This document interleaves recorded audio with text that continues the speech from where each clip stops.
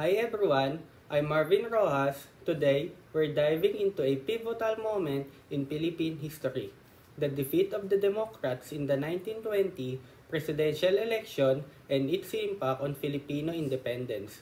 It was a turning point that dashed the hopes of many Filipinos seeking freedom from American colonial rule.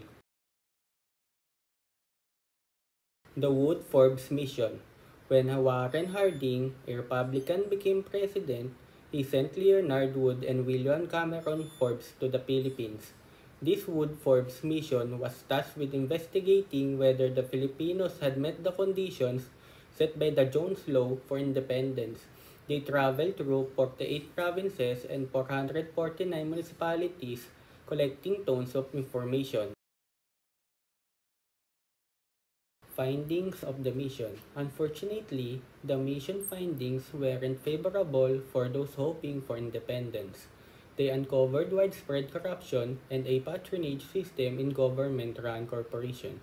Particularly during the Harrison era, the report highlighted serious issues including mismanagement of public lands and banking practices that led to the bankruptcy of the Philippine National Bank. Reaction to the report. The report didn't sit well with Filipino leaders, especially Manuel Quezon and the Nacionalista Party. They were understandably upset as the findings implied that Filipino leaders were corrupt and incompetent, which delayed their push for independence. It was a blow to their aspiration. Leonard Wood as Governor General.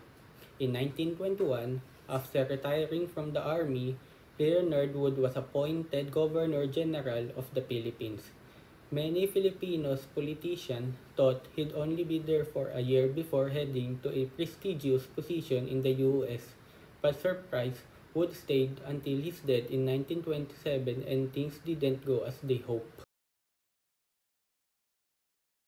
Wood's administration. During his time as Governor General, Wood kept a close watch on local officials and was known for vetoing many bills passed by the Philippine legislature. He appointed American military officials to key positions, tightening American control over the government.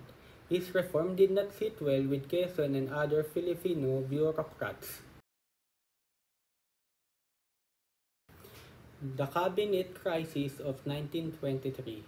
As tension grew, the situation worsened, culminating in the Cabinet Crisis of 1923. This crisis highlighted the increasing frustration among Filipino leaders regarding American governance. It was a turbulent time that reflected the ongoing struggle for independence.